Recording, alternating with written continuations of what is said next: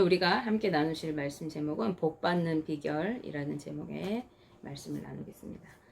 지난 시간에는 구원받은 성도로서 우리들은 하나님의 거룩한 백성으로서 그분의 뜻대로 살아가면서 하나님의 나라를 이루어가야 한다고 말씀드렸습니다. 그것이 진정한 축복을 누리는 삶이고 또 하나님을 기쁘시게 하며 사람들에게도 칭찬을 받는 삶, 즉 세상에 빛이 되고 본이 되는 삶이라고 말씀드렸어요. 그것은 성령의 인도하심을 따라 하나님의 말씀대로 사는 삶이라고 했습니다. 우리의 힘으로 사는 삶이 아니에요. 오늘 본문 말씀에서도 말씀대로 살아가야 할 것을 우리에게 말씀하고 있습니다. 신명기 28장 말씀은요, 축복과 저주를 선포하고 있는 말씀입니다. 우리는 모두가 복받기를 원하고 그래서 많은 분들이 오늘 본문 말씀을 많이들 좋아하십니다. 그런데 복을 받기 위해서는요, 우리가 하나님의 말씀대로 살아가야 한다는 것을 간과하고 그저 복 주시기만을 바라는 경우들이 대부분 많이 있습니다. 그러나 성경은 축복의 전제 조건으로서 우리가 여호와 하나님의 말씀을 삼가 듣고 모세를 통하여 선포되어진 그분의 명령을 지켜 행할 것을 우리에게 강조하고 있다는 것을 기억해야 하겠습니다. 이것은 누차 말씀드렸듯이 우리가 자신이 속한 나라의 권리와 혜택을 누리기 위해서는 또한 그 나라의 법과 질서를 지켜야 할 의무를 따르고 이행해야 하는 것과 그 원리가 같다고 말씀드렸어요. 우리는 예수 그리스도를 믿고 구원받는 순간, 구원을 받는 순간에 그 순간부터 새롭게 거듭난 그러한 자들입니다. 즉 육체적으로는 여전히 이 세상에 속하여 살아가지만 영적으로는 이제 거룩한 하나님 나라의 백성으로 우리의 소속이 바뀐 사람들이 바로 우리 믿는 성도들인 것입니다. 따라서 하나님의 뜻을 따라 하나님의 법과 질서를 지키며 살아가야 하는 것입니다. 이스라엘 백성들이 가나안 땅으로 들어가 살게 되었을 때 하나님께서는 그 땅을 축복의 땅이라고 말씀하여 주셨어요. 그렇지만 그곳에 오래전부터 살아가고 있던 사람들은 어땠습니까? 그들은 하나님을 알지 못하고 온갖 죄를 지으면서 불법을 행하던 자들이었습니다. 한마디로 그 땅은요, 죄악으로 가득한 땅이었던 것입니다. 그렇기 때문에 하나님께서는 그곳에 있는 백성들을 모두 진멸하시고 그 땅을 거룩하게 하셔서 이스라엘 백성들을 그곳에 새롭게 심으신 것입니다. 그리고 하나님을 알지 못하던 이방 민족들 가운데서 그들이 섞여 살아가면서 그들이 세상의 법을 따르지 않고 하나님의 법을 따라 살아가는 그러한 삶으로 거룩하게 구별되기를 바라셨어요. 이전에 하나님을 모르고 살아갔던 그 수많은 이방 민족들 가운데 그들을 그 한가운데 심으셔서 그들의 구별된 삶을 나타내시기를 원했다는 거예요.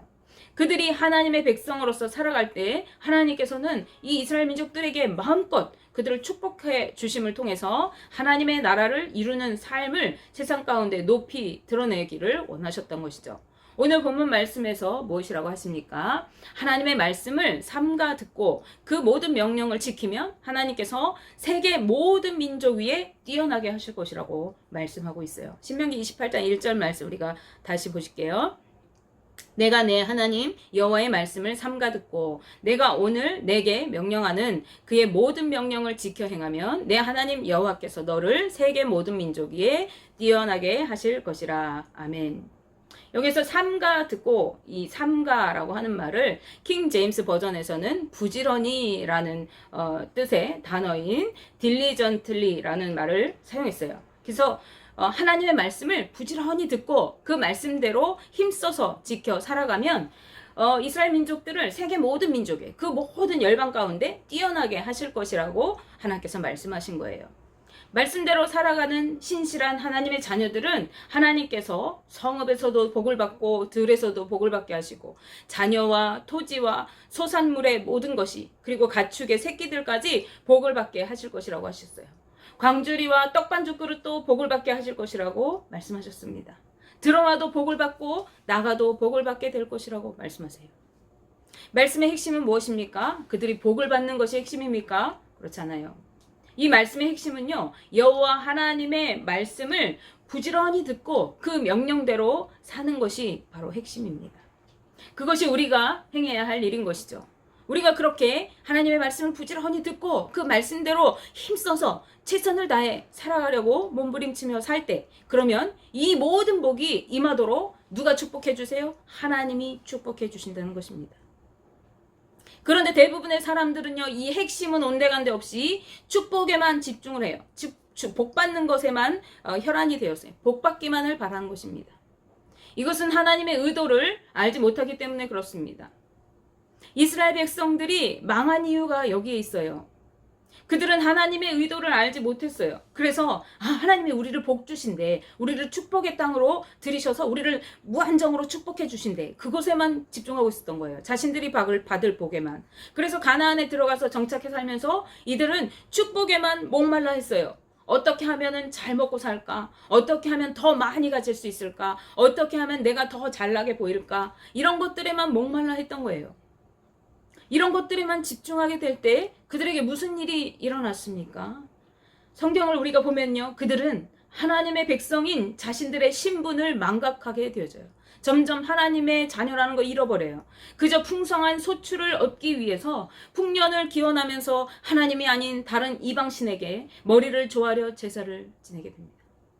하나님의 뜻에 상관없이 더 많이 갖기 위해서, 더 많이 채우기 위해서, 내가 더 높아지기 위해서 거짓과 불법을 일삼고 포악하고 이기적인 삶을 살아가면서 그 땅에 억울한 피를 흘려가고 신음소리와 울부짖음이 그 땅에 가득하게 채워지게 합니다.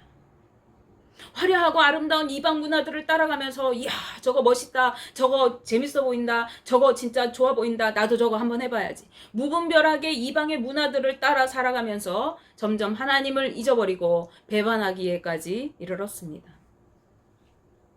여호수아 23장 11절에서 13절 말씀에서 여호수아는 이스라엘 백성들에게 이렇게 경고하였습니다. 그러므로 스스로 조심하여 너희 하나님 여호와를 사랑하라. 너희가 만일 돌아서서 너희 중에 남아있는 이 민족들을 가까이하여 더불어 혼인하며 서로 왕래하면 확실히 알라 너희 하나님 여호와께서 이 민족들을 너희 목전에서 다시는 쫓아내지 아니하시리니 그들이 너희에게 올무가 되며 덫이 되며 너희의 옆구리에 채찍이 되며 너희의 눈에 가시가 되어서 너희가 마침내 너희의 하나님 여호와께서 너희에게 주신 이 아름다운 땅에서 멸하리라. 아멘. 하나님의 뜻을 저버리고 제약된 삶을 본받아 살아가면 비록 하나님께서 주신 축복의 땅이라 할지라도, 비록 하나님께서 은혜를 마음껏 부어주시기로 약속하신 그 땅이라고 할지라도 그 땅에서 너희가 멸할 것이라고 말씀하고 있습니다. 여호수아의 이 예언대로 무분별하게 살았던 이스라엘 백성들은요, 축복의 땅을 온전히 누리지 못하고 아수르에 의해서, 바벨론에 의해서 멸망당하게 되고 말았습니다. 비록 남은 자들을 통해서 이스라엘이라고 하는 유대인이라고 하는 그 명맥을 잇게는 하셨죠. 그래서 메시아가 나셔야 하잖아요. 그래서 명맥을 잇게는 하셨지만 선택받은 민족이었음에도 불구하고 이스라엘 백성들은 하나님의 축복을 온전히 누리지 못하고 비방과 조롱과 손가락질을 당하는 웃음거리로 전락하고 만 것입니다. 오늘 우리 교회가 하나님께서 우리를 택하신 그 목적을, 하나님께서 우리를 세우신 그 목적을 상실하게 되어지고 하나님께 받을 축복, 하나님께 받을 은혜, 내가 누릴 어떠한 것들, 세상적인 가치관으로 그것이 복이라고 여기는 것들, 그것에 집중하며 살아가면서 하나님의 뜻을 저버리며 살아가면 이 교회는 세상에서 손가락질을 당하고 조롱을 당하고 밟히게 되고 웃음거리가 되고 마는 것입니다. 이스라엘 민족이 그렇게 된 이유가 무엇입니까? 이들이 하나님의 뜻을 알지 못하고 축복과 물질적인 것에 주목하였기 때문입니다. 그런 것들은 얼마든지 하나님께서 그분의 뜻대로 살아가는 하나님의 백성들에게 주실 수 있는 것이에요. 하나님은 자기 백성을 사랑하시는 분이기 때문에 하나님의 뜻대로 살아가려고 하는 자기 백성에게 얼마든지 축복을 부어주십니다. 그러므로 이스라엘 백성들이 힘써야 할 것은 부지런히 주의 말씀을 따라서 살아가기를 힘쓰는 것이어야 했어요. 이것은 오늘 주님을 믿는 우리도 마찬가지입니다. 우리는 복 주시기를 구해야 할 것이 아니라 취업 잘 되고 좋은 학교에 가고 돈 잘 벌고 하는 일이 잘 되고 하는 것을 위해서 기도할 것이 아니라 하나님의 뜻을 내가 바로 알고 말씀대로 순종하여 살아갈 수 있도록 도와주시기를 먼저 간절히 구해야 하는 것입니다. 그렇게 해서 복을 받기 위한 목적이 아니에요. 우리가 내가 하나님의 뜻대로 살기를 원합니다. 기도하는 목적이 내가 하나님의 뜻대로 살아가면 복 주신다고 했어. 그래서 내가 복 받으려고 그렇게 하는 거야. 이런 목적이 아니라는 거예요. 왜냐하면 우리가 그렇게 구해야 하는 이유는 그것이 진정한 축복이고 주님이 기뻐하시는 삶이기 때문에 그렇습니다. 하나님은 믿는 우리 성도들이 하나님의 뜻대로 살아가면서 주님이 주시는 축복을 마음껏 누리면서 이방의 빛으로 드러나게 되기를 원하시기 때문에 그래요. 그런데 하나님은 그냥 복 주실 수 없는 것일까요? 왜 꼭 말씀대로 살아야 우리의 복을 주시는 그 전제 조건을 우리에게 강조하시는 것일까요? 한 가지 말씀드리고 싶은 것은요, 하나님께서는 우리가 어떠하기 때문에 복을 주시는 것이 아니에요. 우리가 어떠한 것은 하나님께 아무런 관계가 없다는 사실입니다. 그분은 이스라엘 민족을 선택하실 때 그들이 선하고 의로워서 그들을 택하시고 하나님의 자녀로 삼아주신 것이 아닙니다. 그들이 잘나고 위대해서 하나님의 특별한 백성으로 삼아주신 것이 아니에요. 그들이 다른 이들보다 더 많이 기도해서 더 많이 봉사하고 구제해서 그들을 선택하신 것이 아니에요. 그들이 다른 사람들보다 더 착해서 그들을 위해서 대신 싸워주시고 지키시고 보호해주시고 인도하신 것이 아닙니다. 하나님께서 이스라엘 백성들을 택하시고 그들을 위해 대신 싸워주시고 지키시고 보호하시고 인도하신 이유는 조건 없는 하나님의 은혜요, 값없는 하나님의 사랑인 것입니다. 마찬가지로 우리를 구원하시고 하나님의 자녀로 삼아주신 것은, 우리를 위해 예수 그리스도의 생명을 내어주신 것은 우리가 특별히 무엇인가를 해서 다른 사람들보다 선하고 의로워서가 아닙니다. 우리가 많이 기도해서, 우리가 말씀대로 더 많이 알아서, 말씀을 알아서, 우리가 열심히 예배해서 그런 것이 아니에요. 하나님께서 우리를 구원해 주신 이유는, 예수 그리스도께서 우리를 위해 피 흘려 주신 이유는 값없는 은혜고 조건 없는 사랑으로 그렇게 하신 것입니다. 그렇다면 왜 가나안 땅에 들어가서는 말씀대로 살라고 하시는 것입니까? 왜 구원받은 성도는 하나님의 말씀대로 살라고 말씀하시는 것일까요? 그것은 그들을 통해 하나님의 나라를 나타내시기 위해서입니다. 하나님의 말씀대로 구별되게 살아가는 그들에게 마음껏 축복하시고 세계 위에 뛰어난 나라가 되게 하심을 통해서 여호와 하나님이 이스라엘 백성을 위해 일하시는 여호와이심을, 그리고 그분의 이름을 만방에 드러내시기 위해서인 것입니다. 하나님의 통치를 받으며 축복을 누리는 삶이 어떠한 것인가 세상 사람들에게 빛처럼 드러내게 하시기 위한 것이에요. 어떻게 살아가는 것이 하나님 보시기에 올바른 삶이고 축복을 누리는 삶인가를 드러내심으로 열방이 그 하나님을 두려워 섬기게 하시기 위해서인 것입니다. 하나님의 기준은 세상의 기준과 다른 것이에요. 세상에서 인정되는 것이 하나님께서는 아무것도 아닌 것이 되기도 하고, 또 세상에서 잘된 일이 하나님께서는 멸망의 일이 되기도 하는 것입니다. 그러므로 우리는 세상의 기준이 아니라 하나님의 기준으로 살아가야 합니다. 마태복음 20장 말씀에는요, 포도원 품꾼의 비유가 나옵니다. 물론 이 말씀은 오늘 말씀하고는 좀 맥이 달라요. 예수님께서 천국에 대해서 설명하시면서 예로 드신 말씀이긴 한데요. 여기에서 먼저 들어온 자들은요, 나중에 온 자들이 한 데나리온씩 그 품삯을 밟는 것을 보고, 야, 쟤들이 한 데나리온 받는다. 그럼 아침부터 일찍 와서 더 많이 일한 나는 더 받을 수 있겠다라고 생각합니다. 그런데 그들은 포도원에 들어올 당시에 주인하고, 야, 네가 오늘 하루 일해주면 한 데나리온 너에게 주겠다, 이렇게 약속을 받고 들어온 거예요. 자신들에게 주어진 것은 한 데나리온이었어요. 그런데 그거 잊어버렸어요. 그래서 나중에 들어온 사람들이 별로 일도 하지 않았는데 한 데나리온씩을 받는 걸 보니까, 야, 자연히 우리는 더 많이 일했으니까 우린 더 많이 받겠다라고 이렇게 생각한 거죠. 근데 똑같이 한 데나리온을 주인이 주니까 주인한테 항의합니다. 처음에는 한 데나리온 받고 밭에서 포도원에서 일할 수 있게 해준 것이 너무 감사했죠. 그래서 막 감사합니다 그러고 일했는데 비교가 되니까 불공평한 것 같은 거예요. 그래서 주인한테 막 왜 이렇게 불공평하게 하느냐 이렇게 따지는 거죠. 세상법은 어때요? 세상법은 무조건 많이 벌면 많이 받는 것이고, 또 적게 일하면 적게 받는 것이 공평한 것으로 세상은 생각합니다. 그러나 하나님의 법은 그렇지 않다는 거예요. 하나님의 법은 누구도 예외 없이 모두가 함께 누리는 것이 공평한 것입니다. 더욱이 그것이 하나님 나라일 때 그렇습니다.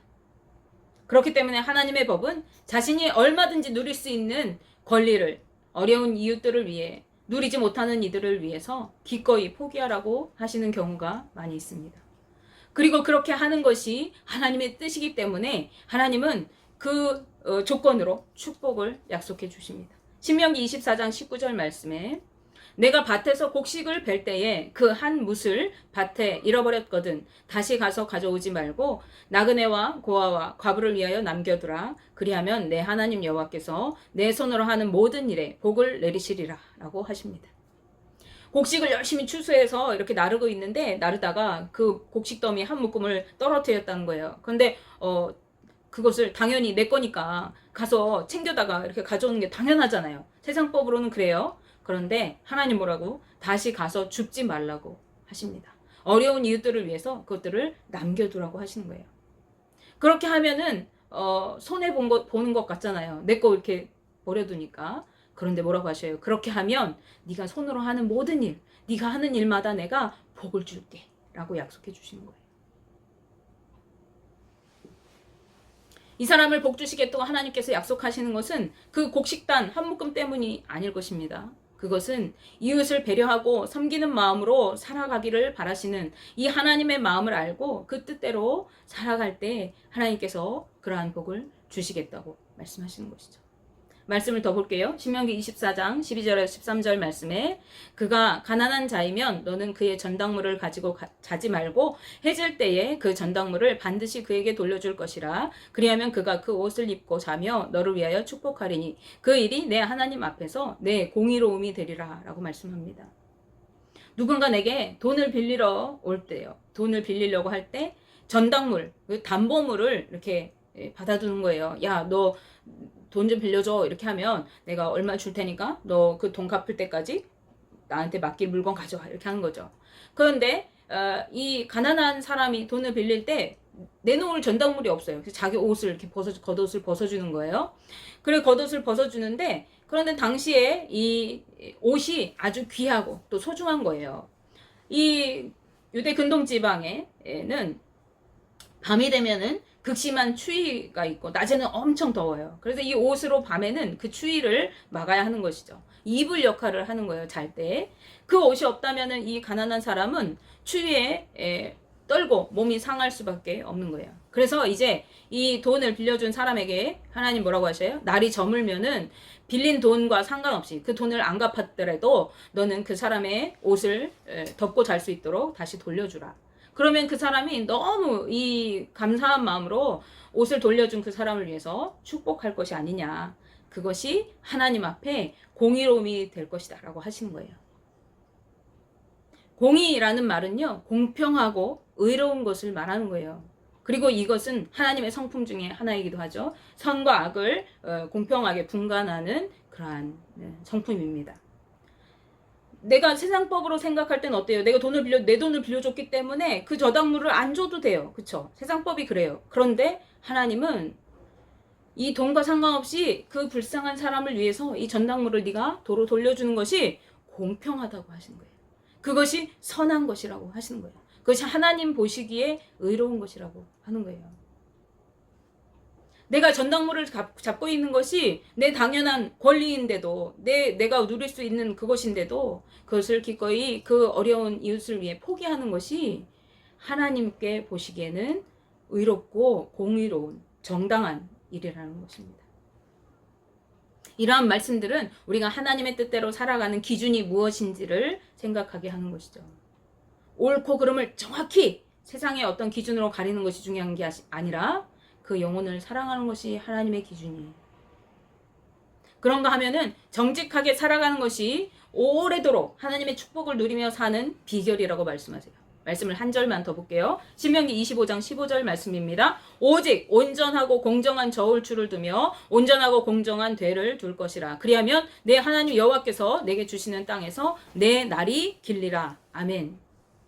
이것은 주로 이렇게 물건을 거래할 때, 상거래할 때에 해당하는 것이라고 하겠습니다. 즉 정직한 저울과 대를 가지고 거래하라는 것인데요. 근데 이것을 좀 확대해서 광범위하게 본다면 무슨 말이에요? 모든 삶의 영역에서 정직하게 살아가고 남을 속이거나 속이는 행위로 인한 부당한 이득을 취하는 것을 행하지 말라고 하시는 것이죠.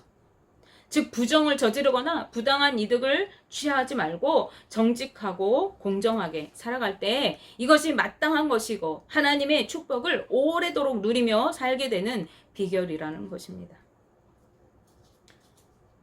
이렇게 우리가 살펴본 말씀들에서도 볼 수 있듯이 우리가 하나님의 축복을 누리며 살아가는 비결은 세상의 기준으로 판단하는 것이 아니라 하나님의 뜻을 바로 알고 그 뜻대로 순종하며 살아가는 것입니다. 하나님께서는 그분의 뜻대로 순종하며 살아가는 하나님의 백성들을 마음껏 축복하시고 또 그들을 높이 들리게 하셔서 온 열방 가운데 하나님의 영광을 그들을 통해서 드러내시고 그 이름을 높이시는 분이 바로 하나님이신 것이죠. 즉 하나님이 우리가 하나님의 말씀대로 살아갈 때 우리를 높이 들리시고 우리를 축복해 주셔서 우리로 하여금 하나님의 영광을 나타내시고 하나님의 이름이 높아지게 세상 가운데 빛으로 드러나게 하신다는 거예요. 여러분 모두 축복받기를 원하십니까? 그렇다면 축복을 구하는 기도 대신에 하나님의 뜻을 구하고 그 뜻대로 순종하며 살아갈 수 있도록 성령 하나님께서 우리를 인도해 주시고 성령님께서 우리를 가르쳐 주시기를 간구해야 하겠습니다. 원하기는 저와 우리 성도님들 모두가 성령의 인도하심 따라 하나님의 말씀대로 순종하여 살아가고 하나님의 사랑과 은혜의 축복을 마음껏 누리면서 주의 영광의 빛을 드러내는 삶을 살게 되시기를 주님의 이름으로 축복하며 기도합니다.